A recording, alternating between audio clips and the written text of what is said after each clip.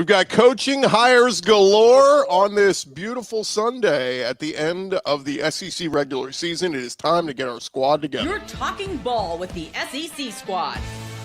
From Alabama to Tennessee, from Georgia to Oklahoma, from Auburn to Texas, it's the local experts of the Locked On Podcast Network bringing you scoops, breakdowns, and the most comprehensive preview of the upcoming SEC weekend. It's the SEC squad, and we have a seat for you. Hurt feelings and thin skin are prohibited. Squad up, you're part of the SEC squad. Oh, yeah, it is the SEC squad. Welcome in on this beautiful Sunday. Today's episode brought to you by Gametime. Download the Gametime app, create an account, use our code LOCKEDONCollege, get $20 off your first purchase, especially if we've got some Alabama and Georgia fans heading to Atlanta. You want to get an SEC championship game ticket? Like Luke, you can do that, or Clint, you can do that over at Gametime. Gents, welcome in. Let's welcome in our panel. We've got Jay Smith, Locked On Sooners. We got Zach Blackerby, host of Locked On Auburn. Stephen Willis, host of Locked On Ole Miss. Luke Robinson, Locked On Bama. John Miller, Locked On Mizzou. And Clint Shamblin from Locked On Bulldogs. I'm Chris Gordy, host of Locked On SEC. And guys, we have got tons of nuggets. I was recording a show this morning just to talk about the Lane Kiffin LSU stuff, and boom, boom, boom. Dominoes start to fall. Jon Sumrall to Florida. We got Alex Golesh to Auburn. We got Ryan Silverfield at Arkansas. So let's start. I guess let's start with Stephen first. Stephen, the Ole Miss drama is really ramping up there in Oxford. What's the latest?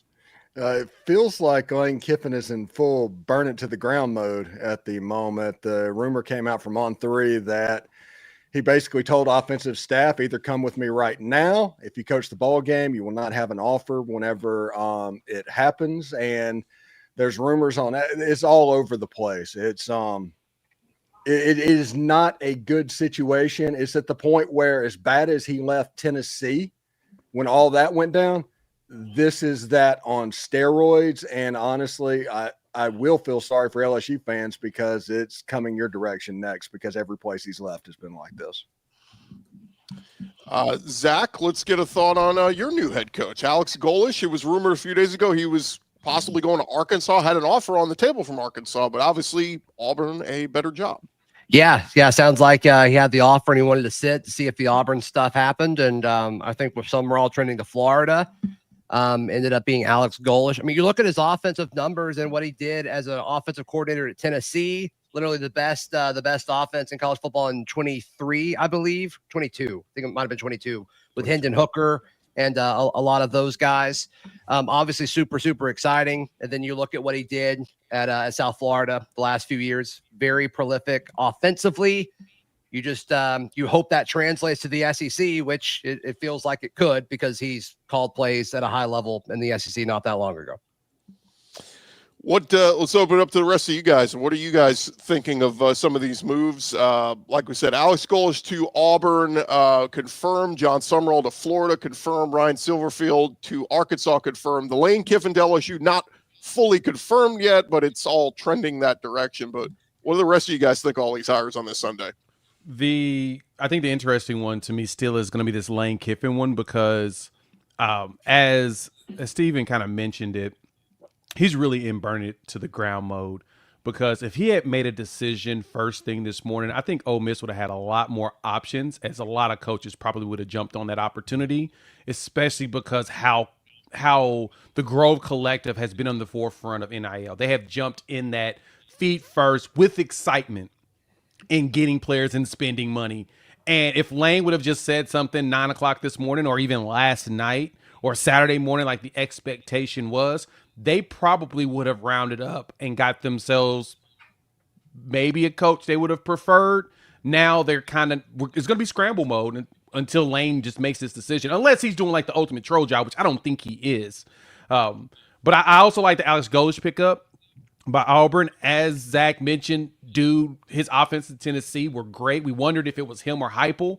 He leaves. Heupel kind of struggles a little bit, and then he gets back going because Joe Milton obviously wasn't the good quarterback for that system. But, Heupel got back to his bearings because he went back to taking over for the most part.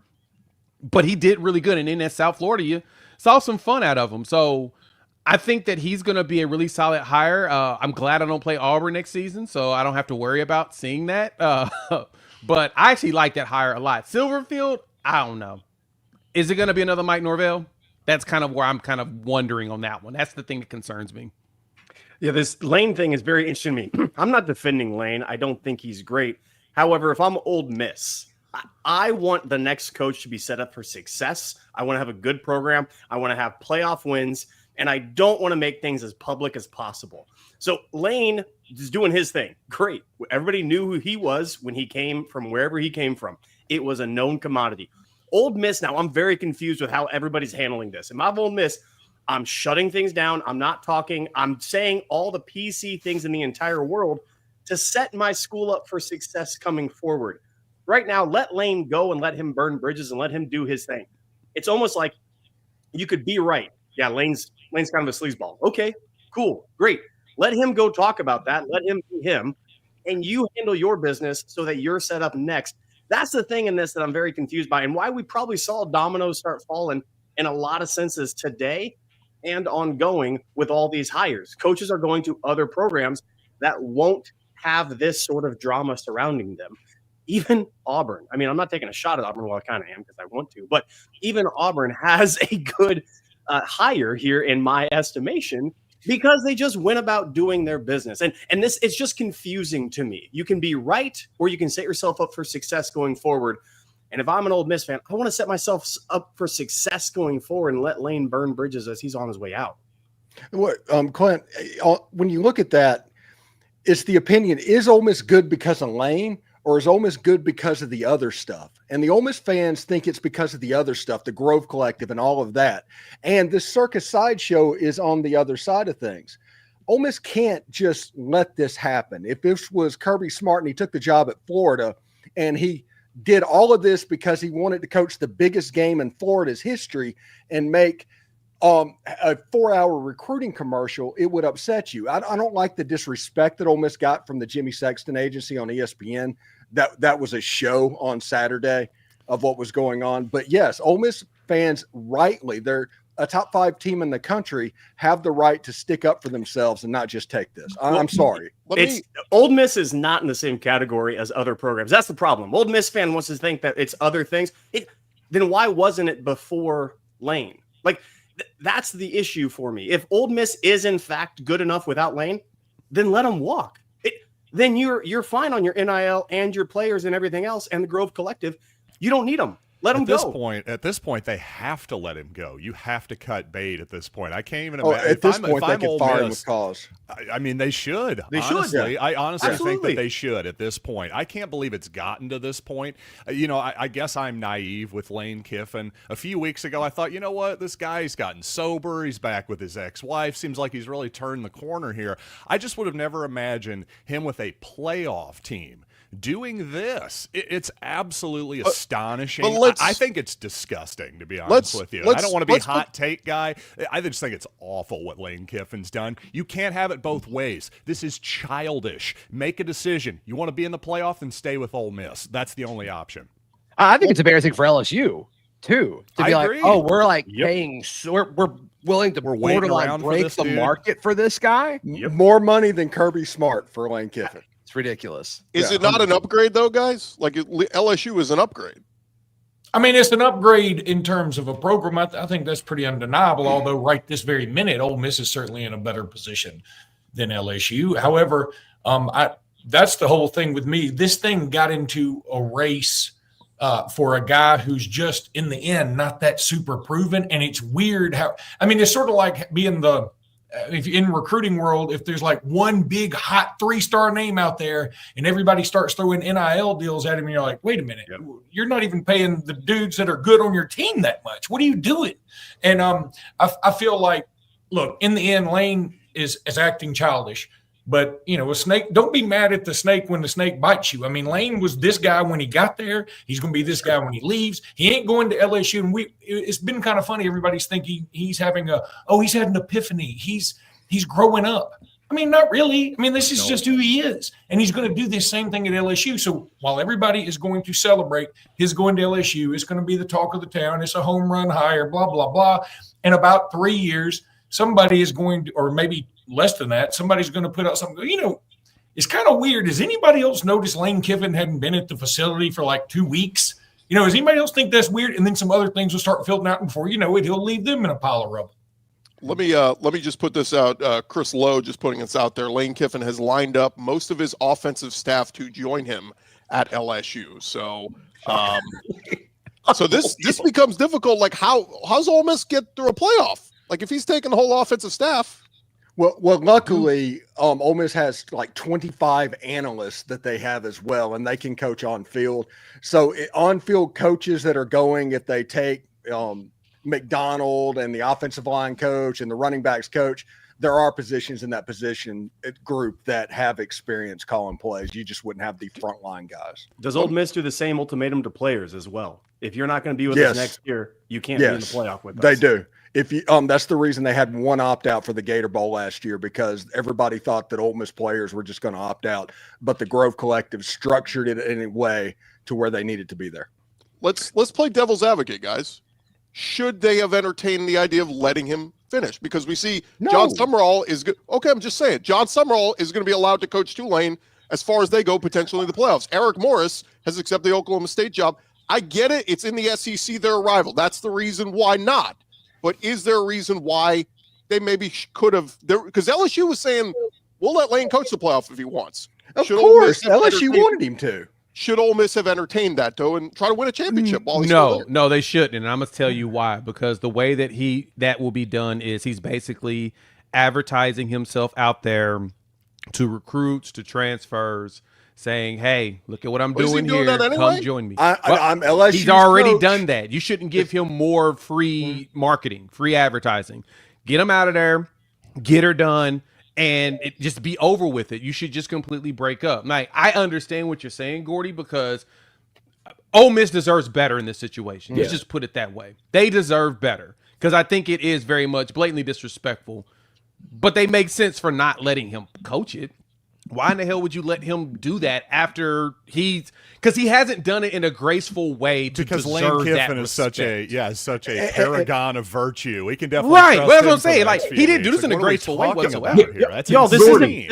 this isn't your pastoral church. This ain't church, y'all. Like, I hate to come back, but this is a football program, and your job is to win games. And you're in a playoff. Does this help you win? But Does having Lane Kiffin around help you win at this point? At this point, does that help you win? I don't think it does. The players have revolted on him. I mean, there's nothing they can do at this point. They've revolted Gordy, on him. let me put it this way, Gordy. If you come home and you walk in on your wife with another man, you don't say, "Oh, I see y'all are in the middle of something. We'll divorce right after y'all are finished." No, This is you say. Looks like y'all are having a good time. Let's see if we can keep it going for a while, and then you can move on. This isn't a marriage. This is not a marriage. This is not a wife. This is not a husband. This is not children. This is not a family. So you think there's just no locker room dynamics here at play whatsoever? You're exactly right. There's locker room dynamics. And if Ole Miss was to say, Lane, you're a POS, I get it. You are on your way out. I get it. You want to go. Cool. How do we make this the best breakup possible? Now what they're saying is, that train has left the station. You're right, it did leave the station. But he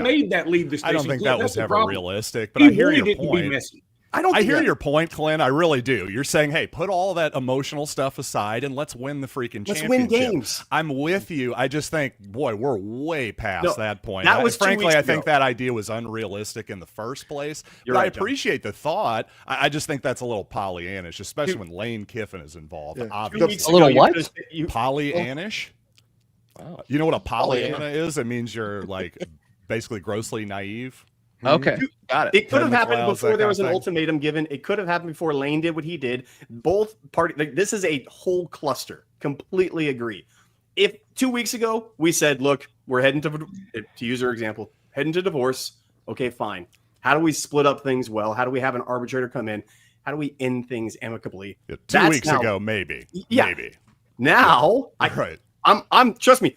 They should fire him with cause today. Like, it shouldn't be an announcement. You should be fired today. Well, the problem is, I think they owe him a buyout, right? If they fire him before Not with cause. Not with cause. Not with cause. They can fire him with cause, I think, right now, because there's been some weird stuff going on. And like the last time, Ole Miss told Lane no twice in 6 years. The first time was when the ultimatum happened. And we know what happened after that?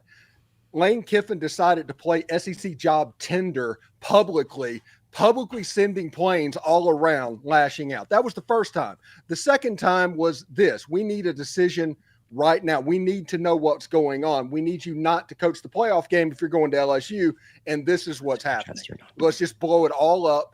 And it's not necessarily Ole Miss is doing, other than the fact that they did say no twice in 6 years, but it's ridiculous, guys. I wonder if any of this scares LSU fans right now. I mean, I'd be a little nervous about. I mean, yes, you're happy. Yes, Ole Miss is a big rival, so you're screwing them too, and you like that aspect of it. But in the end, aren't you? You're not going to fix him, huh? No, you're not going to fix him. He's not going to change for you. I know that's what I'm saying. If you're an LSU fan, aren't you like? Yeah. I don't really like it right now, Luke, but we do agree on that. I think the thought is you're going to ride this train as long as it goes. You get a 4 or 5 year window with Lane at LSU, you try to win a championship. I think most LSU fans get he's weird, and if an NFL gig opens up in a couple years and he does well, the hope though is at least he gets it more than Brian Kelly did. Brian Kelly was stuck in the old school, wasn't willing to do the work. Lane's willing to do the work, but yes, you have to. If you're an LSU fan, you almost have to just take what comes with him. There's nothing you can do about it. I mean, it is what it is. They're hoping that he can replicate what the other 3 of the last 4 coaches ever did there was win a championship and then eventually get fired with cause for doing something stupid. So that's what they're hoping for. Saban didn't get fired for cause. He left. I mean, Saban doesn't count. Saban was like the only good coach, though. Let me say that. The bad coaches got fired with cause where Saban went to the NFL. Which, at the same time, if Lane does the same thing, and he, like you said, if he goes to the NFL, that's actually another scenario. This is really weird. LSU, this is kind of one of their problems. LSU has had success, but this is a standard for them. They go through little windows with a coach, they win, and then they melt the whole thing down, and they do it again. This is maybe LSU. It's a perfect fit then. Yes, as weird as that is, I wouldn't want it. I hate it. It's the worst for me. I want stability in my program, but LSU and Lane Kiffin are made for each other. And to your point, LSU, if it does go bad, they can recover. They always seem to. They always seem to land on their feet one way or the other. They did have some stability. Les Miles was there decades. There was stability there with him. It just kind of ran its course at the end because he wouldn't adapt to the changes. Saban did. Saban hired Lane Kiffin, which was so out of the box for Nick Saban, but he knew he had to do it to adapt. The Ogeron thing I still say is a success because 2019 will go down as one of the greatest seasons ever. So, yes, you take the bad from Ogeron because the good was so great. But they missed on the Kelly thing. Look, I stand here today saying I thought Hugh Freeze and Brian Kelly were going to be home run hires. They failed on both levels. Are LSU and Auburn in better spots today moving forward? I think so. Lane Kiffin at LSU and Alex Golesh at Auburn, I think, I'm going to say on the record today, I think are both great hires. Will they win championships? We'll see. We picked up Russia as a pipeline. Okay.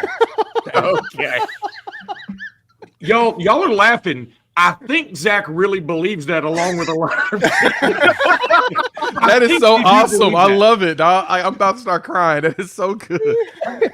Before we move on from this topic, though, guys, is there a way to fix this?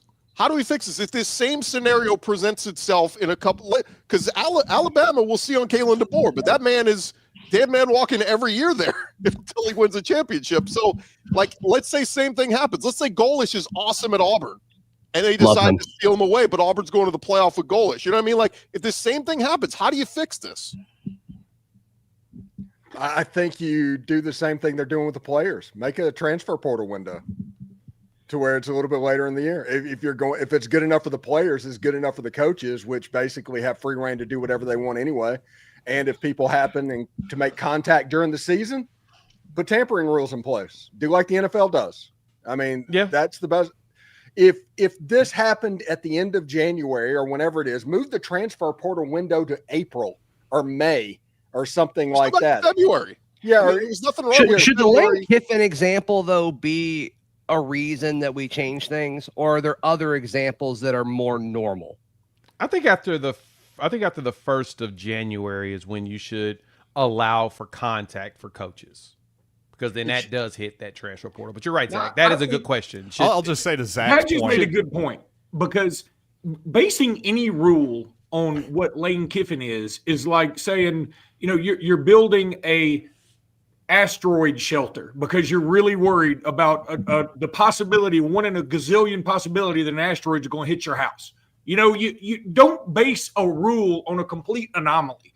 I mean, it's Lane Kiffin is out there. There's no more Lane Kiffins. There's no more Nick Sabans. Don't base things on those people. They're different. They're unicorns. And Lane Kiffin is a kind of a weirdo. I mean, he's a funny weirdo, but you don't want to base a whole rule on him. I think Zach's right. I think, well, look at the American Conference. The conference championship game is going to be Tulane versus North Texas. Both of the coaches have been hired by Power 5 institutions. You should not be asked before a conference championship game whether or not you are going to be coaching said school in conference championship game. So it at least needs to get past that to where you can't announce, move the signing day to June. Have the early signing day to June, have the late signing day in February, and spread things out to where this calendar isn't so sped up. I just got used to this one. Yeah, I know. Me too. I'm confused. I'm old. I can't be handling all of that. But no, with the early signing period too, because if anything, college football schedule should have been changed anyway. We really should not be playing college football all the way to MLK Day, period. Like the national championship needs to be resolved literally the weekend after the first. That would make life so much. Actually, how do you do that? We're expanding the playoff again soon. Right. That's the problem. That's where the problems lie. And logistically, I don't know how you can even make that work, but you do need to find a way to fix this schedule. We don't need to be playing games in January besides the national championship at some place. So if you play the games the weekend of the first, then great. You have the last two teams left. In that situation, those coaches most likely will not be leaving their jobs. So then, do it that right after that. Portal opens. You can do coaching situations there. All of that needs to happen right there around the first of the year. That way we can follow the school schedule like we're supposed to, at least pretend like they're student athletes since we're forcing them to go to school anyway. We're not a professional league yet, so they're forced to go to school. Pretend like it's their school involved in this and go that route. That's probably the best you can do today. But this whole schedule's screwed up regardless. There's not much you can really do today. Pisses me off. Sorry. Well, let's move on, guys, because we do want to get to some of the other coaching hires, and we'll discuss whether or not these are other coaches got hired. Yeah, it was a lot of dominoes falling this morning. We'll discuss more in just a second here on the Squad Show. And we first want to remind you guys about our friends at the Gametime app. I don't know if you guys know, but the World Cup is coming back to North America for the first time since 1994. And Gametime app, they're going to have your ticket in to get into the building. Of course, SEC championship game happening this weekend in Atlanta.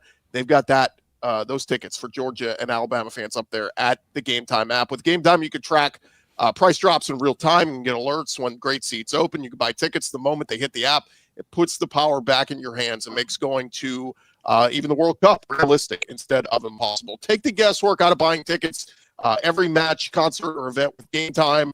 Download Gametime app, create an account, use our code LOCKEDONCollege, get $20 off your first purchase. Terms apply. Again, download the app, make an account, use our code LOCKEDONCollege, get $20 off. Swipe, tap, ticket, go. Download Gametime today. All right, guys, as we get back into it, we kind of glossed over. We got Zach's thoughts, but what do y'all think of the Alex Golesh hire? It seems like, Zach, what's the feedback are you getting from Auburn fans? It sounds like most Auburn fans are pretty optimistic about it, and I was a little worried last night, though. When they said team meeting at 10 a.m., I was like, oh, don't go to DJ Durkin. But I think in this world, do you expect DJ Durkin will be retained as the DC? I do. That was certainly the talk during a lot of the coaching search. That was like, okay, how would this head coach pair with DJ Durkin if he's retained as defensive coordinator? But you're right, Gordon. I went to bed last night thinking it was DJ Durkin. I woke up this morning thinking it was DJ Durkin. Then I got some calls this morning, and I'm like, oh, okay, we got something brewing here. And then a few minutes before this team meeting started, it leaked out, and folks started to report it. So, admittedly, he's not a guy I looked at a ton during Auburn's coaching search. So, I mean, it's a lot of stuff that I looked at, this morning and what was in the press release that Auburn sent out. But obviously was, turned South Florida around pretty quickly as far as, the previous 3 years before he got there. They had won 4 games and he's got them winning now. And then he had Tennessee as one of the best offenses in college football when he was an offensive coordinator there. So I like it. Are there some questions? Is it still somewhat of a risk? Yeah, but I mean, I think all of the realistic possibilities for Auburn's coaching search, there were big questions around them anyway. So I like it. Is my first impressions on it. Luke, are you, as an Alabama fan, does Golesh scare you? Scare me, no, but I do think look, when this was ultimately Hugh Freeze was fired, I said, that's if I'm Auburn, that's who I go for a couple of reasons. He has sort of an interesting backstory, which I think Auburn people will gravitate towards. He's sort of an underdog guy.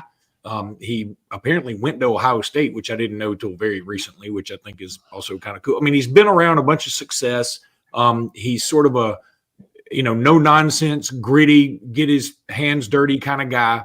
And, he also had some success against Alabama, which is a requisite. He didn't beat Alabama, but he played Alabama twice, I think. And then he, of course, was the offensive coordinator, I think, when they beat Alabama in 22. So those things, Auburn people look favorably upon. So I was hoping Auburn wasn't going to get him, and it didn't look like they were, and now they have, and I'm sort of PO'd about it. But it's not like it's the scariest hire in history. I think it's a really good hire, though. I'm not going to lie. It is an interesting hire. A hypal disciple. I just like that. I think we should put that on a T-shirt. Do you think? I know this hadn't opened up or anything, but I wonder if Golesh is at Auburn long enough to see Heupel get fired, because I think some Tennessee folks are getting a little uneasy with him now, which isn't fair, but I think they are. Yeah. They are absolutely 100%. And it's weird to me. I hope they keep. If I'm Auburn, I would want to keep Durkin completely, because I wanted a DC. If I'm Auburn, I wanted a defensive-minded coach. And Golesh being a Heupel disciple, that's the one piece of this that stops me from saying it's a home run. It's a very solid hire, and I like it, which is offensive-minded, sure. I actually would want to see, again, if I'm an Auburn fan, go defensive-minded and then get an OC, because that's what college football has done a great deal. The play callers are head coaches who don't give up the calling duties. And so on this one, very, very good hire. I don't know if it's home run for that. If they keep Durkin, maybe all of a sudden now we're talking about really a stew that's cooking. I just have a bigger thought on the whole cycle. I think this was kind of a wake-up call for some of these programs, because outside of Lane Kiffin going to LSU, that's going to be really the only splash hire.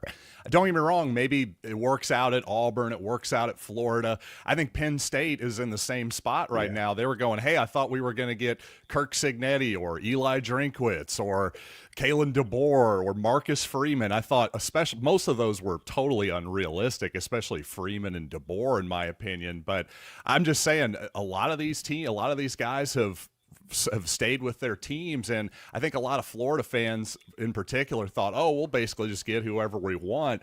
I was trying to tell you guys, you're probably going to have to gamble on another group of 5 guy. Maybe it'll work out, maybe it won't, but just this idea that they were just going to get some sure thing, that just doesn't really happen all that much anymore. I'm the opposite of Clint. I would say I don't think it's a good idea. I'm being honest. I don't think it's a good idea to bring Durkin on, just because I think probably a lot of the players did want Durkin there as a head coach. And so and Durkin probably wanted the job. He can't help but have a little bit of animosity and a little bit of jealousy about it. And again, I mean, we're not immune to those human emotions when you're a coach, and they could come into play. I just look at it like, if you're going to hire a coach and you're going to hire an Alex Golesh, if you don't put all these, you must do these bullet points to be our coach. No, let him come in and coach. If you believe in him, let him do it. And I think Alex Golesh is good enough to have some success. I just think when you handcuff him to a certain coordinator, that could backfire on everybody. It's a good one. The best part of Auburn all year has been the defense. So, if they can retain him, and does his relationship with some of the guys help? Like, I think he can go, hey, look, Deuce Knight, Cam Coleman, this guy knows his offense. Trust me. Like, I don't know. I think this Auburn thing could turn around very quickly, Zach. Although I looked at your schedule next year, and I don't know. It's pretty brutal. Yeah, it's brutal. And I do think it's more manageable now than it was when it was announced, because of the Ole Miss and LSU factors. But still, it's going to be tough. Everybody's schedule is going to be tough. That's true. It's SEC, baby. That's always hard. That's what going to nine games is going to do. How's Alex's golf game? I hope he has one. I think the fascinating one, that's the right answer. Do they the golf fascinating thing about Russia? this hire, I don't know. About this hire to me too is Alex Golesh's 2 years at South Florida. He's had two in his 3 years there. He's had 2 quarterbacks throw for over 3,000 yards. I wonder if he can get Auburn over that hump and get them another 3,000 yards for the first time since Jared Stidham. That will be intriguing to me next season. That's what I'm going to be watching, is can he get this offense supercharged up to where he's able to get a 3,000-yard passer? Because we've had a few offensive geniuses that have gone to Auburn and have yet to be able to figure it out. I want to see if he can do it. The other thing, wrinkle I just saw, Coastal Carolina fired their coach this morning. Tulane will be open now. I'm just thinking of these jobs that maybe Durkin, if he didn't get the Auburn job, may want to throw his name in the hat in some of these other jobs that are open. So, yeah, I mean, they just my understanding is they just broke ground on a house. Like they want to stay here. So I got a feeling DJ is going to be pretty flexible to do what it takes to stay here. And can Golesh get a 3,000-yard passer with the current roster? That's the next question in all of this. Fine. Coaching, DC, OC, okay, great. But from what I've seen of Auburn's quarterback so far, it's the same thing at Bama. When Grubbs came in this year, all of a sudden Ty Simpson, hello. Now the run game's taking a step back, but that passing game. I think Auburn's got 2 good quarterbacks on their roster. Now you got to keep them. But like I was impressed with what I saw from Ashton Daniels against Bama and against Vandy. And then obviously I was impressed with what Deuce did against Mercer. Different kind of situation. But college first time in college. Got to see something for real. Yeah. It matters. Yeah. No, so I mean I was pleased with that. I mean, Ashton surprised me a ton last night. Auburn's offense did way more than I expected them to.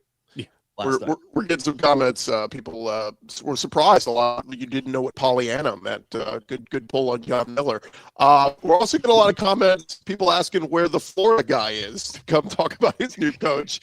What do you guys make of the Jon Sumrall hire? Look, everything I've heard about Jon Sumrall, people love him at Troy, at Tulane. He's just been a winner everywhere he's been. But there's a lot of Florida fans, guys, that are comparing this to Billy Napier. You want at the lower level, can you win at the big level? What do you make of this hire? That's the exact same thing I'm thinking, too, with this one, is that you went back to the G5 after saying you weren't going to do that. You said that you were not going to hire another guy from the G5. You went back and hired another guy from the G5. I like Jon Sumrall. He's a fantastic recruiter, especially in the South. He did well. He's done well everywhere he's gone, and I know he has ties in the SEC where he can get some talent. His Tulane teams were really talented. He can get some players. But it's just funny that they said they weren't going to do this, and they did it.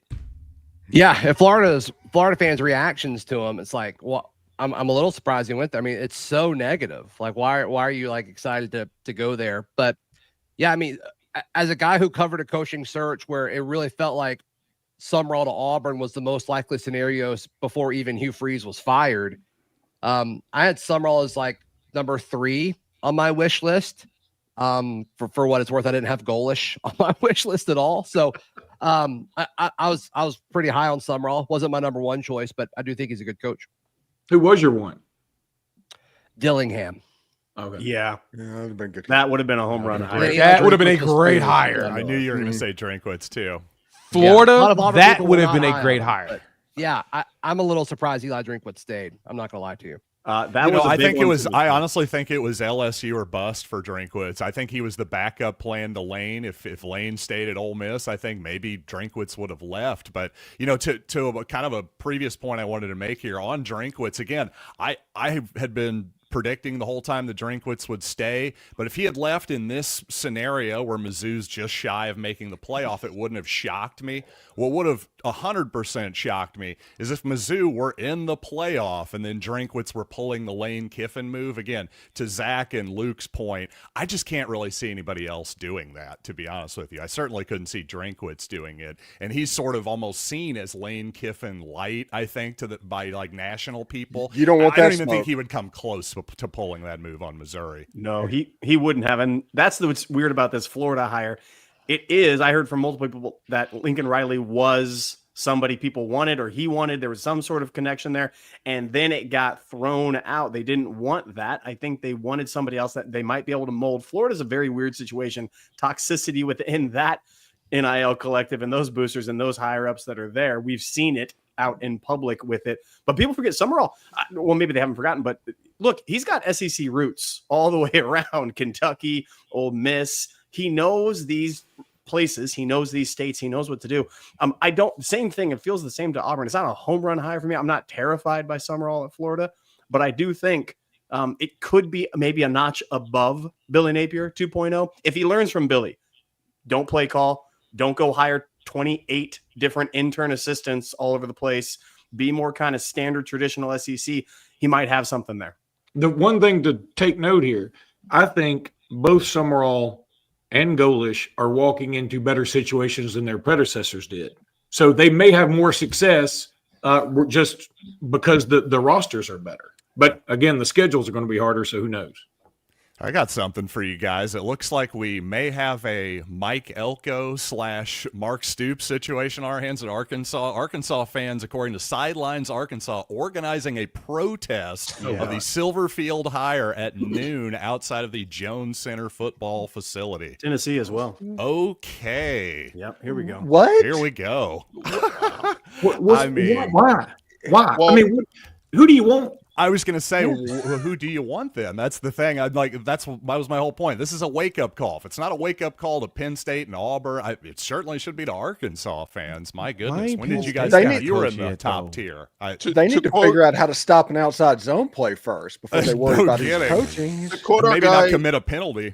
Our guy There John were Neighbors. 12 people at that game yesterday. And so now the fans want. If you wanted to show fan support, if you wanted to show the power of the fans, show up against Missouri. There were 12 people there. The stands were horrible. It was a horrible look for everybody. So Our guy, that's so irritating. I mean, like, who do you want to hire? This guy's not a bad coach. Right. Like they know anything, these people protesting. That's the thing. Yeah. Like, come on. Our guy John Neighbors, this was his response in our group chat this morning. It's awful, and I mean this. This fan base has never been more angry than they are right now. So, Yikes. but to your point, guys, like, who did you want? Like, that's Let's be adults here. You weren't angry when you hired the guy who was caught on a moped with a co-ed or the wife, and you rehired him. This is the maddest you've ever been. Yeah. Holy cow! I mean, some people just don't have a sense of history. We can't all get Alex Golesh. I get it. That's true. And you know what, man? I mean, can we do something that doesn't just involve Auburn? You just got to sneak it in there right at the last second. When we return, guys, we do need to hit on. We have some news coming out of Ole Miss. Hold on, Gordy. I'm sorry. Luke, you literally made your assessment about Auburn hiring Golesh about Bama. I don't want to hear that. I'm sorry. I mean, you think it's a coincidence? Not everything's about Alabama, Luke. Huh? Think about that for once. Hugh Freeze is probably going to get the Memphis job, by the way. Hey, Luke, the reason why, because we don't have to do a coaching search every 3 years. And so for you and I, we don't have PTSD about it. They do. Let them vent. Let them have therapy, man. Good point. Fair point. That's a very fair point. News out of Oxford when we come back. Yay.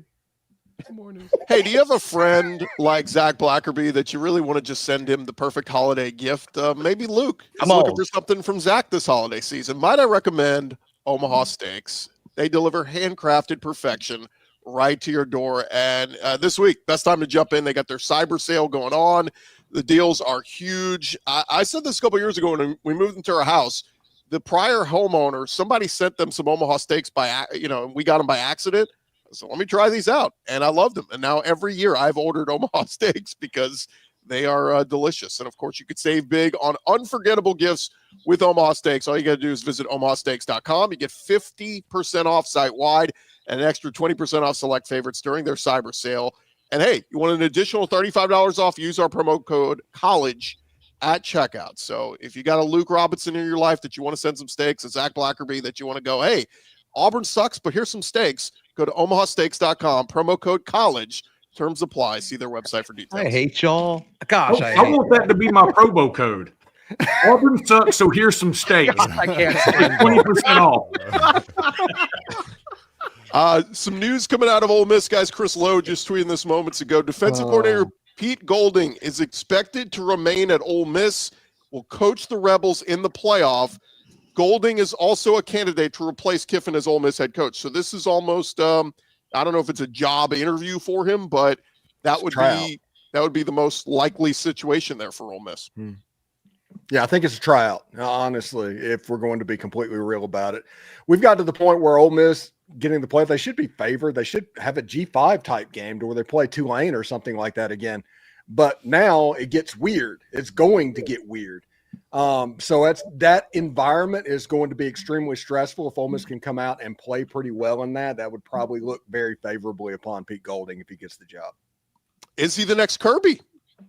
Guy that was DC at Alabama for a long time under Saban? Kirby was a good defensive coordinator. Gordy. Thank you. Yeah, Kirby was the best recruiter and the best DC in the nation.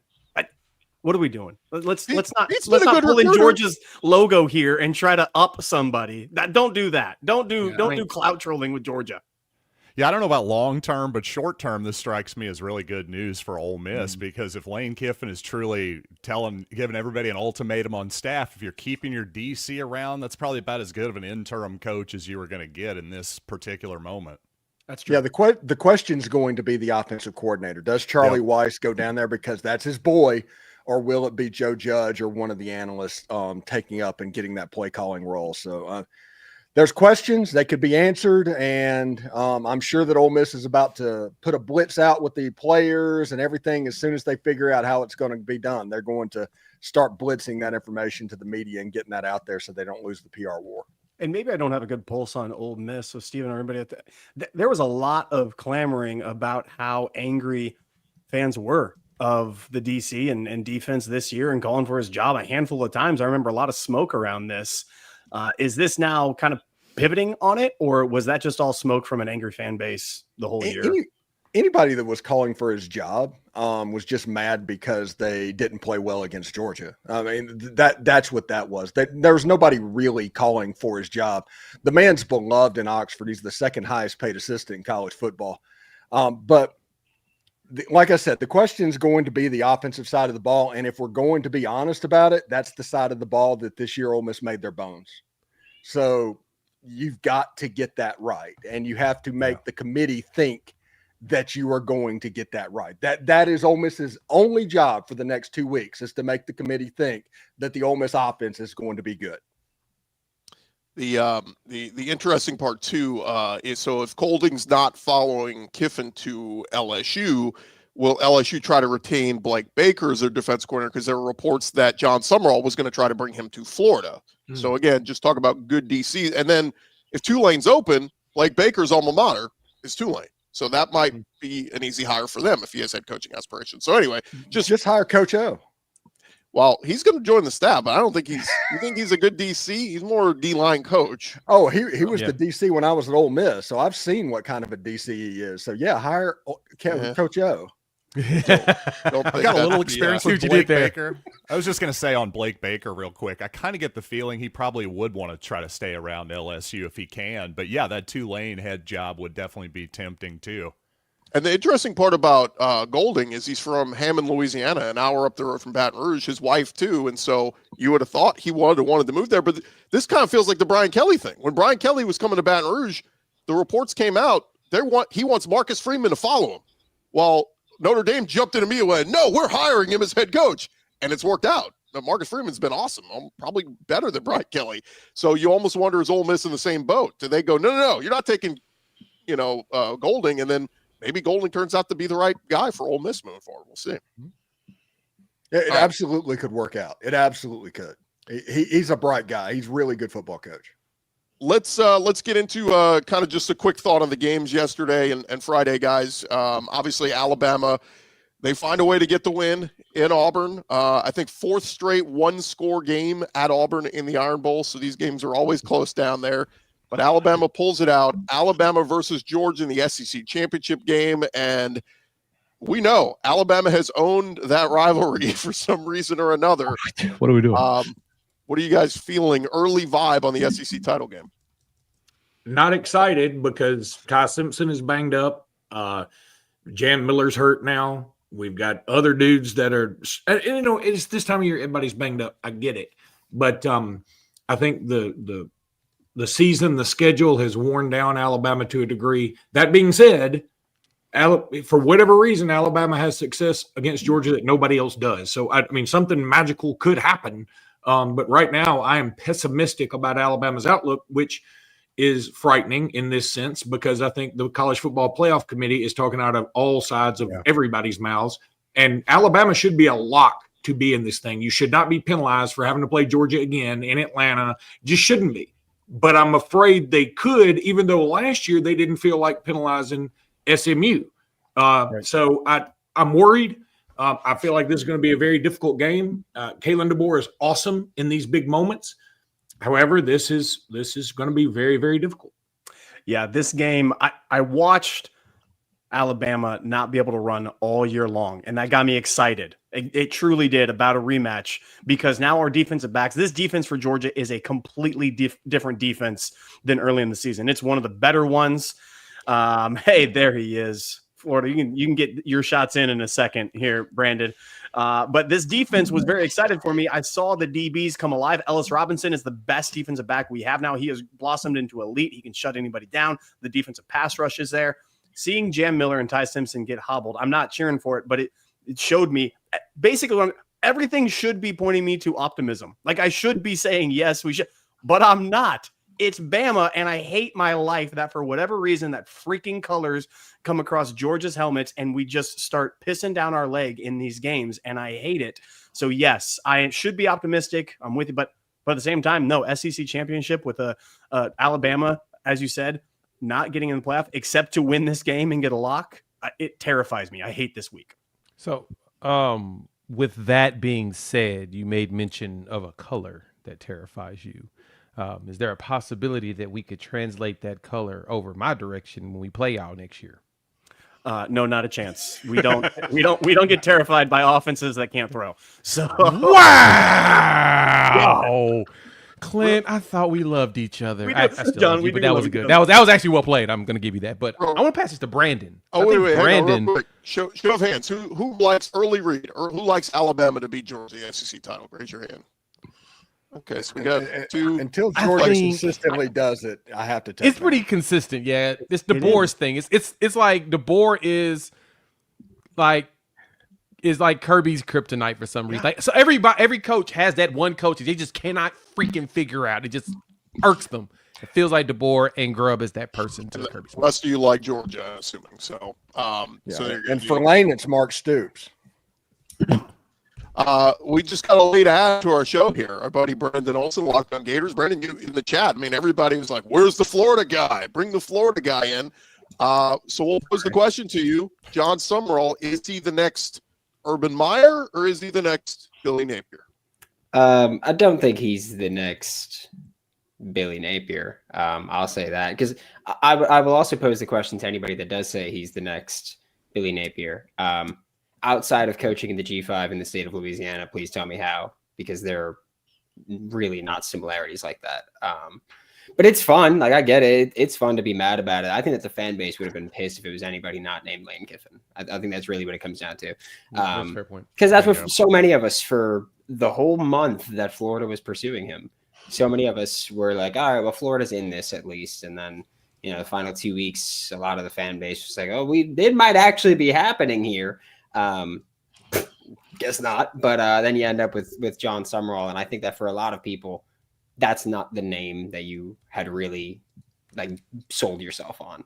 And so the fan base is going to be really mad. And that's fine. That is what it is. I will say this. Everybody I've spoken to acknowledges Jon Sumrall is a hell of a coach. I know that he's a much better in-game football coach than Billy Napier. I can say that confidently. Brandon, why didn't this is very curious to me. Why didn't Florida go after Alex Golesh and then Auburn get Sumrall? That makes so much more sense to me. I mean, he's right there. He's doing a good thing. Now, I will say Kevin Skarbinski just put a tweet out and said, so Auburn football hired a coach in Alex Golesh, who in 3 years at South Florida finished 5th, 6th, and 4th in the American with one of the best budgets and went 2 of 4 against ranked opponents and lost to UAB and Trent Dilfer.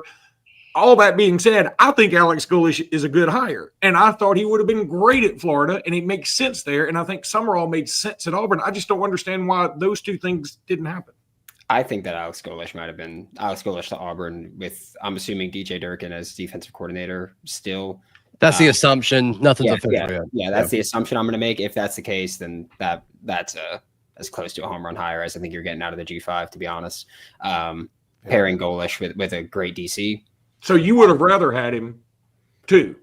I had them both in. I had I just put tiers. They're both in tier 2 for me. So I would have been happy with anybody in tier 2. I think that when it came to the G5 approach for Florida's perspective, at least, I was very simple. If you want a defensive minded guy, go Sumrall. If you want an offensive minded guy, go Golesh. I'm happy with both. I think Sumrall's a bit riskier. Generally, I think defensive-minded head coaches, when they're making that jump, are a little bit riskier.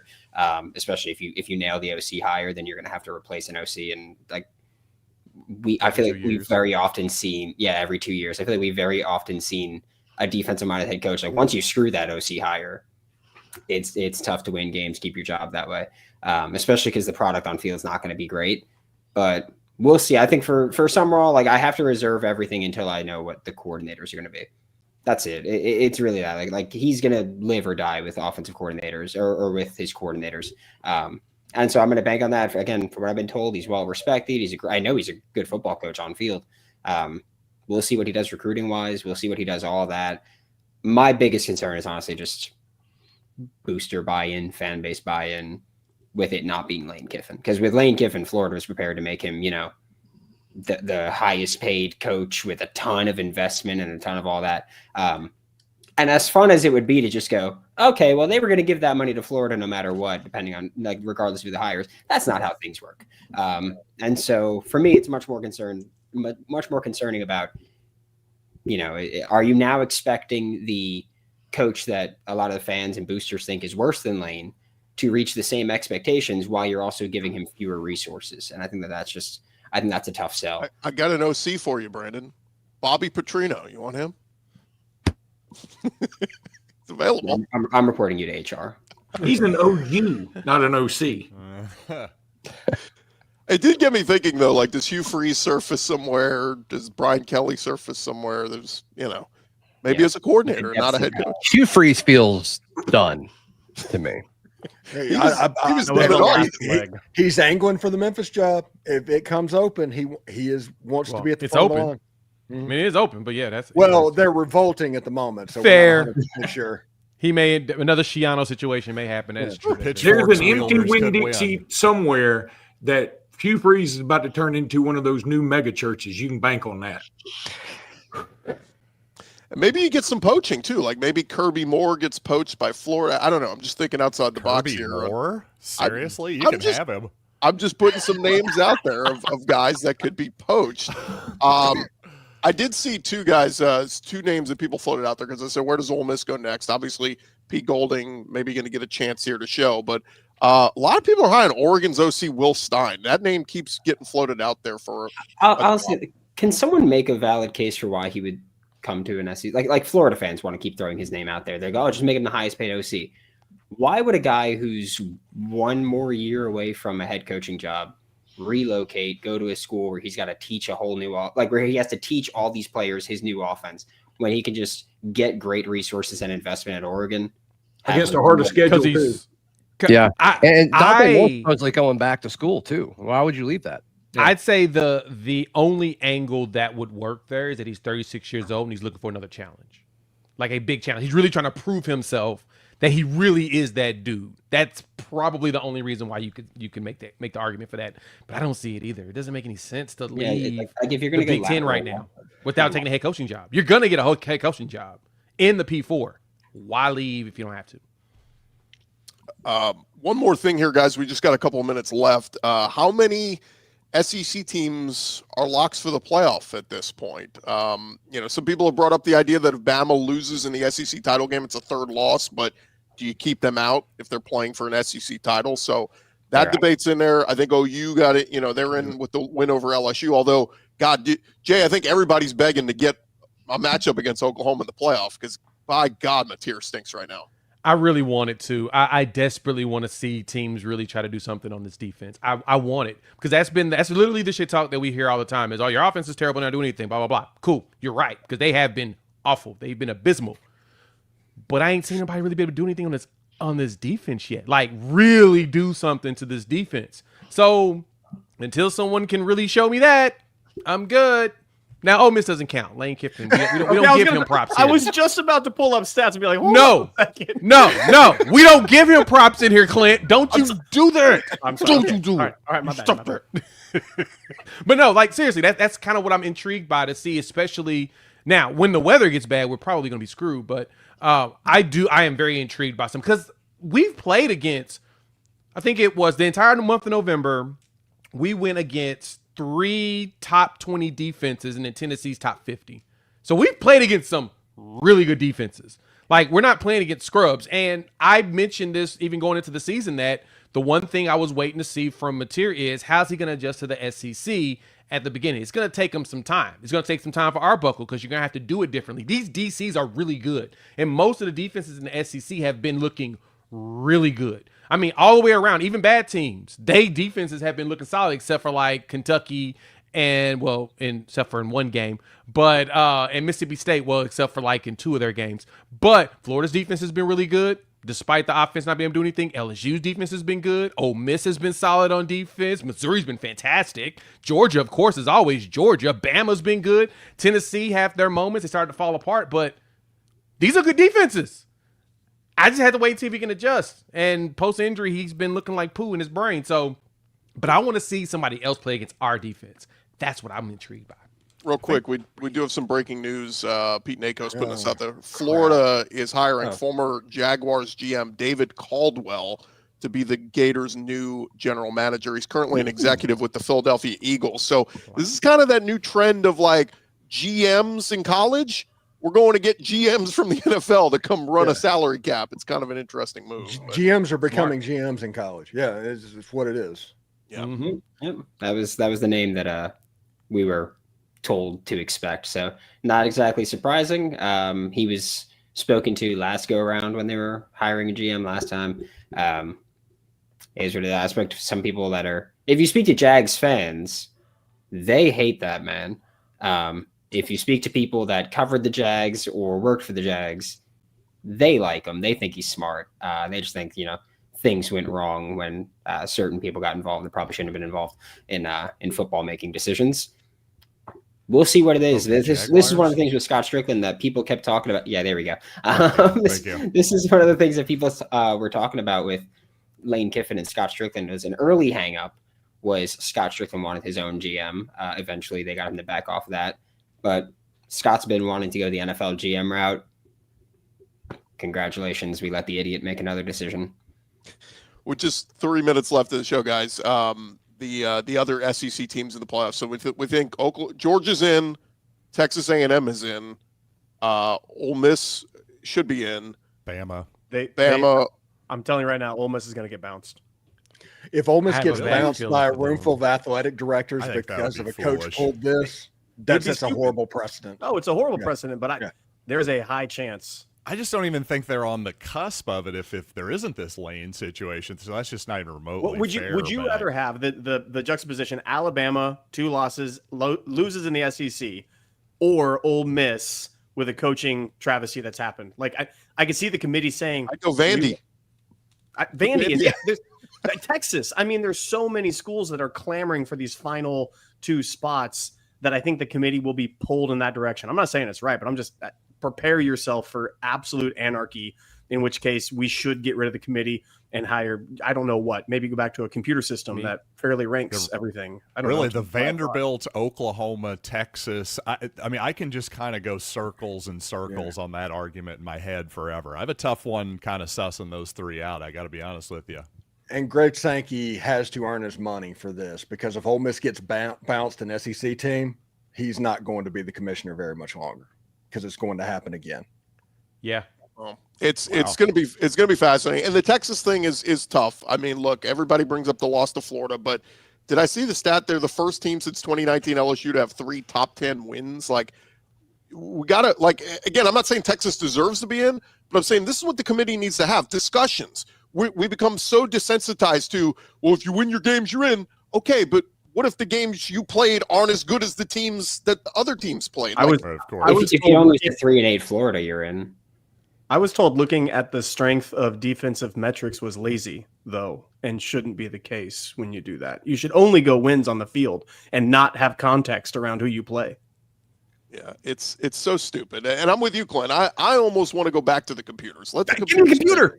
Because this room of people, they go, 11 is more than 10. You get in. Like, who'd you play? Like, you can't just, it's got to be a part of the discussion. Indiana got in last year. They didn't beat a top 25 team all year. They played Ohio State and they lost to them. To me, I just feel like you got to give credit to teams that are scheduling or playing tough opponents. Give them credit as opposed to people who are scheduling cupcakes and running through an easy schedule. Agreed. Everybody was making fun of automatic qualifiers 4 months ago. They're being pretty quiet right now. Yeah. And by the way, go look at who Indiana's played the last 6 weeks. It's embarrassing. Go look at who A&M has played all year. And I mean, you're right. These are huge things that must be considered when you're talking about who's worthy to get in a playoff. Yes, win on the field, sure. But also close wins against very good teams should count more than blowout wins against very bad teams. Well, we'll have all week to dissect it. We'll have our squad show drop in again on Thursday at 4 o'clock. So make sure you guys check that out, and appreciate all you guys for jumping in here, man. Craziness in the SEC. It doesn't slow down. For Luke Robinson, Zach Blackerby, Stephen Willis, John Miller, Clint Shamblin, Jay Smith, Brandon Olson. I'm Chris Gordy. This has been our Locked On Squad edition. Hey, remember to subscribe and check out whichever show you like. Just search Locked On and whatever your favorite school is, and you'll find us there. This has been a Locked On SEC Squad show. Almost done.